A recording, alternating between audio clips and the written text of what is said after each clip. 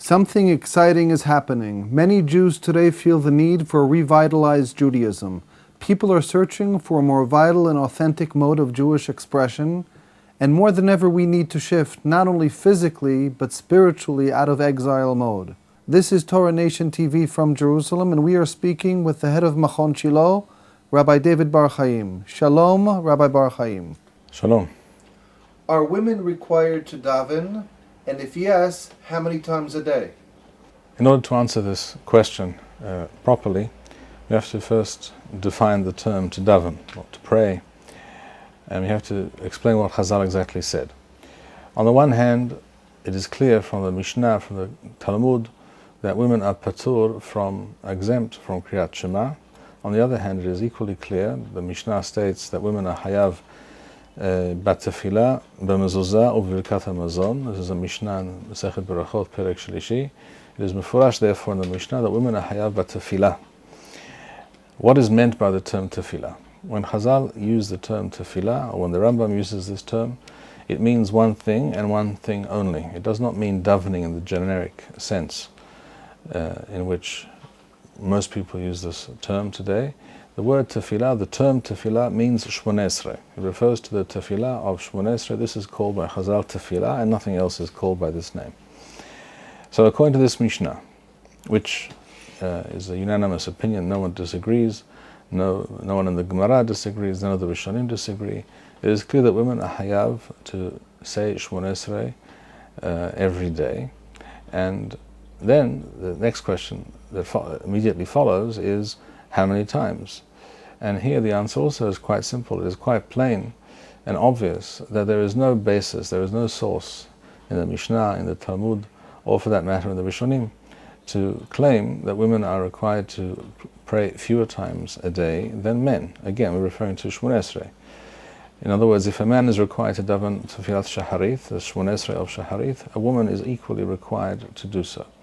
If a man is required to say Tefillat Shemone Esre again during the afternoon hours, minha, a woman is also required to do so.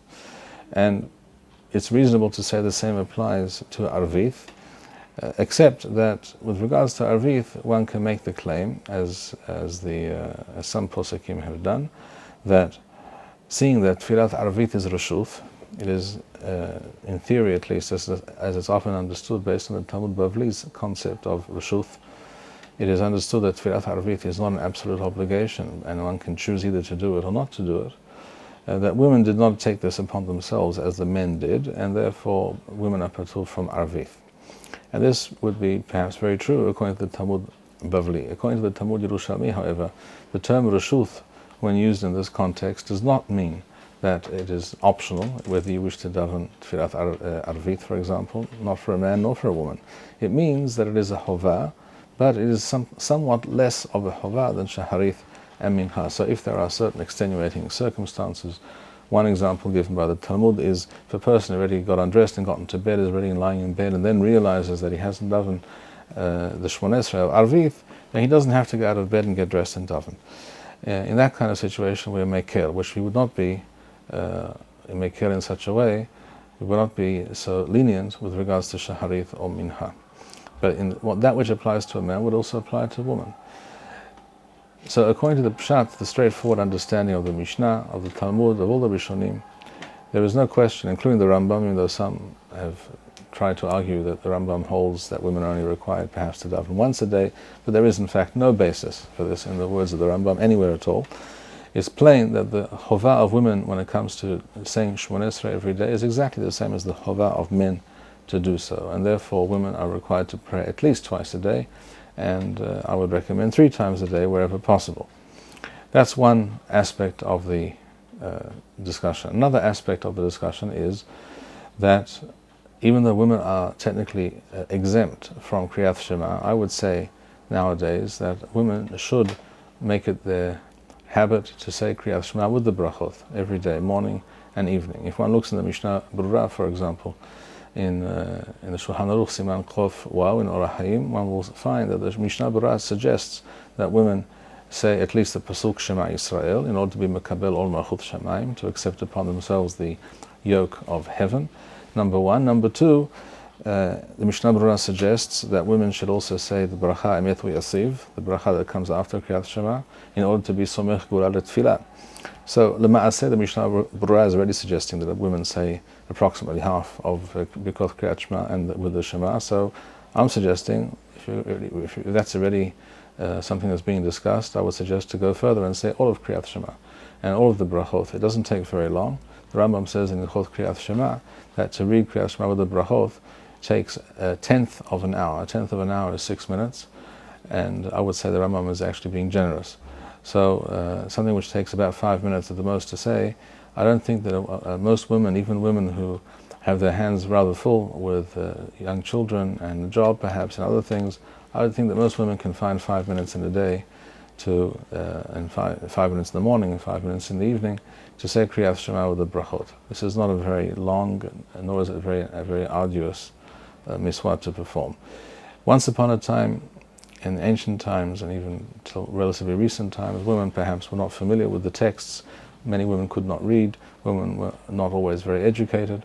All this was true. Today, Baruch Hashem, it is no longer the case, and the excuses made for women not saying Keriyath Shema, I would say by and large, almost without exception, are today no longer valid.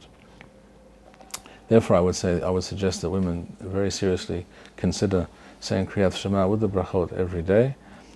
As I've pointed out in another video, the first bracha of Keriyath Shema in the morning, when said alone, not in the context of a Bet Knesset, of a minyan, is actually a very short bracha, just 1.5 lines, and that also makes the whole thing somewhat shorter and less of a lengthy chore, etc., which some women may be put off by. This is really not something to be put off by at all. It's very simple. It's no more complicated than saying Birkat HaMazon, for example, which women, of course, are also required to say. There is one other thing that women are definitely required to say, and that is Birkoth HaShahar, the brachot that one says upon waking, and when one dresses and washes one's face, etc. in the morning. All those brachot women are required to say just as men are. There is no question that is the case. So the things that women must say, in summary, therefore, are Birkoth HaShahar in the morning, and of course Yatzar and Mabish Arumim and all those brachot that we say in the morning upon waking. And I suggest, strongly recommend that women say Keriyath Shema with the brachot. If for whatever reason a woman does not want to say Keriyath Shema with the brachot, then say Keriyath Shema without the brachot. Say at least the first parasha. I would suggest all three. If not three, then two, and if not two, then at least one. But at least say part of Keriyath Shema, be Mekabel Malchut Shamayim, as the Mishnah Berurah suggests and recommends, and Tefillah, the Shemone Esre, is a chova. This is not an optional extra at all. It is a chova, an obligation. And like the chova for men to daven with kavanah, women are also required to daven with kavanah halev, and this can be achieved by finding a quiet moment and maybe reading a perek of Tehillim before starting the exercise. And B'ezrat Hashem, people will find that praying to Hashem on a regular basis with kavanah is a very positive, uplifting, and meaningful experience. Thank you, Rabbi Bar-Hayim. We would like to encourage our viewers to share these videos with friends and send in your responses. We would also like to suggest the following opportunity to our viewers. If you identify with Rabbi Bar-Hayim's message and would like to sponsor or dedicate a video interview with the rabbi in honor or memory of a loved one, if you would like to obtain Birkon Nusach Eretz Yisrael or invite the rabbi for a speaking engagement, please email us at office@machonshilo.org.